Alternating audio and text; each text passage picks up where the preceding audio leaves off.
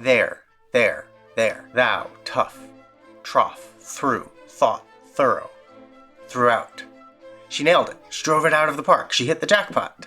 What in the world is going on? It doesn't matter if you've been speaking English since you were a baby and now you're in school, maybe in the US or UK, Ireland, Australia. You can't learn the rules because English doesn't follow the rules.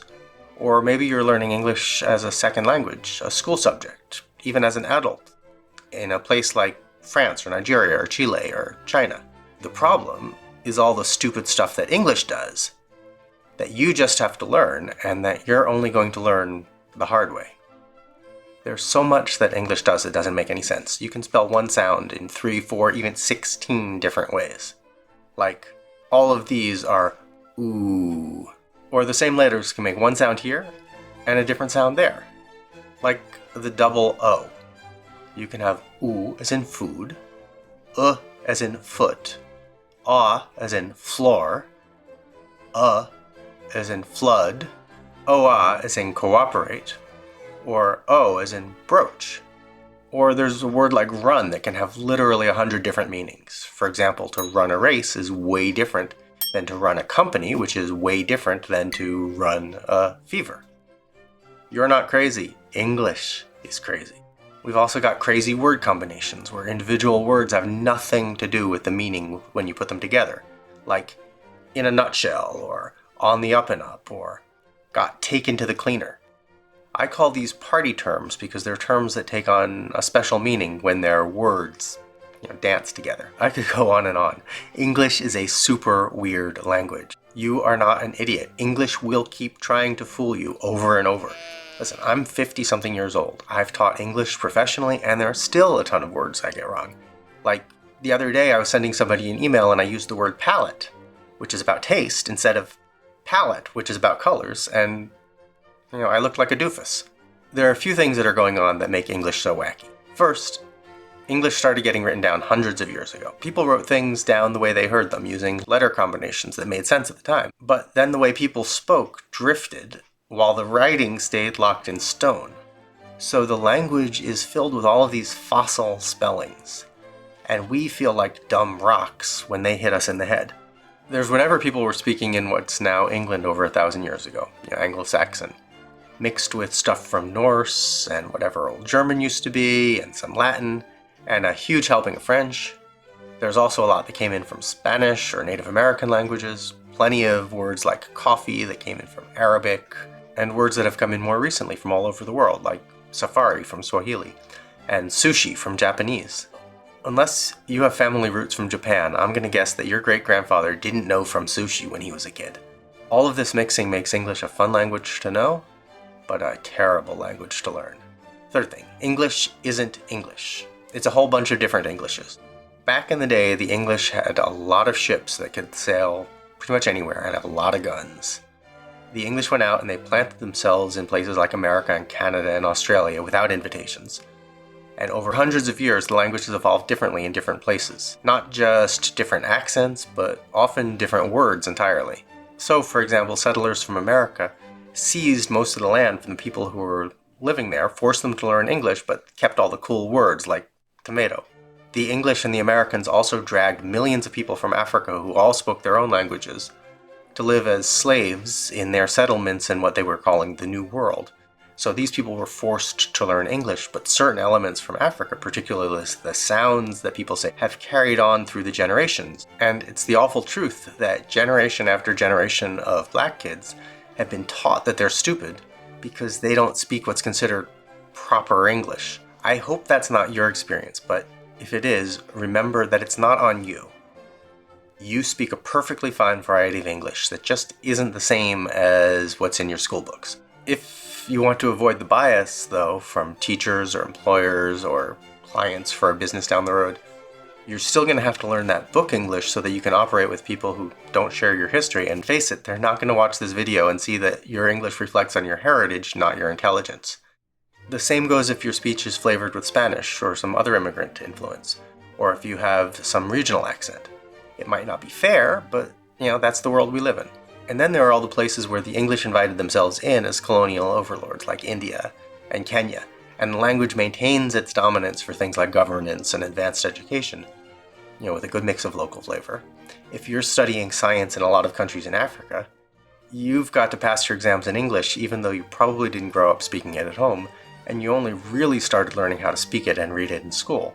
And if you're from a place like Korea, you might have an even tougher time with the language, because there are very few contexts where you're exposed to it outside of class, and you have to learn it in a strange alphabet where the sounds don't match the letters. It's not your fault that the language keeps making you feel dumb. A lot of people feel dumb learning English because it has so many dumb parts.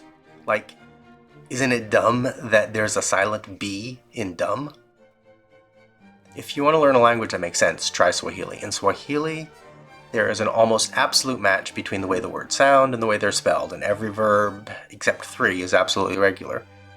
The vocabulary is completely different from European or Asian languages, and the grammar is way different, but there are no nasty hidden surprises. And the people often go out of their way. They bend their ears, they talk slowly, so they want to help you learn. That doesn't happen with English. English is going to throw nasty surprises at you in every third sentence, and if you don't understand what we're saying, we're just going to say the same thing louder. So we've established that you're not stupid, but English is going to try its best to make you think you are. How do you win? I propose a general strategy for you to do on your own, and a specific plan that we can do together.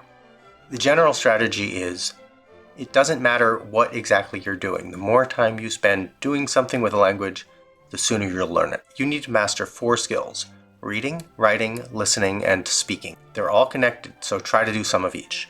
Personally, I find reading is the easiest because I can go at my own pace and study the words in front of me until they make sense. Maybe look them up in a dictionary. Speaking is the hardest because you've got to put all of the words and the sounds and the grammar together in real time with somebody who can't guess what you're thinking and doesn't want to wait. It happens. You learn from your mistakes. But the secret is time, so make the time to read in English or watch interesting videos with the English subtitles turned on. Or write down the lyrics to your favorite songs while you listen. Whatever you do, just keep putting in the time. You're not going to talk the King's English tomorrow, but remember, it took King Charles many years as a child, and a lot of years in the fanciest schools in his kingdom, so that he could speak English like a king. Think about any baby you know, learning language at home. It takes them about 5 years before you can have a good conversation with them. So don't expect that you're going to master English much faster. Give yourself time and use that time to do anything in the language. Now that's the general strategy.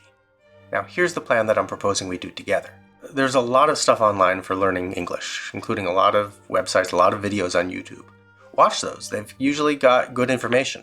The problem is a lot of those videos focus on presenting information rather than concentrating on how you are going to absorb and retain that information. I'm going to try something a little different. I'm going to start an ongoing series that I'll call Minute English, which is kind of a pun because minute means 60 seconds and minute, which is spelled exactly the same way, means something very small.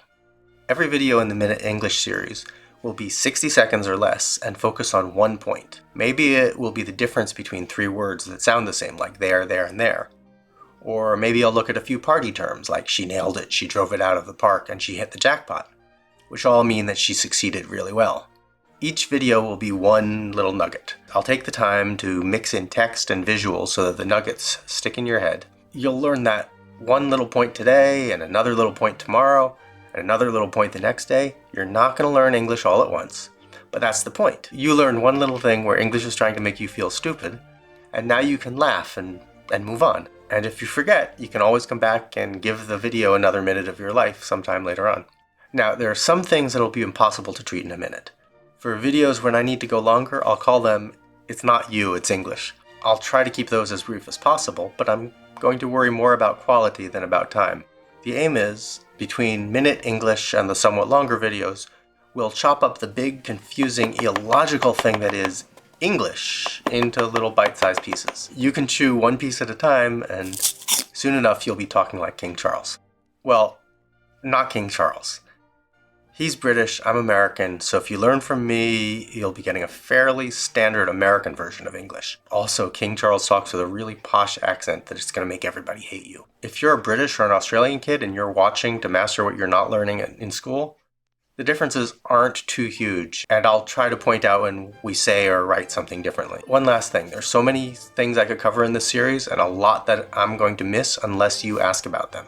So if there's something you want to know about, or think that other people should know about, please put your questions or suggestions in the comments down below, and I will think about how to make that into a future video.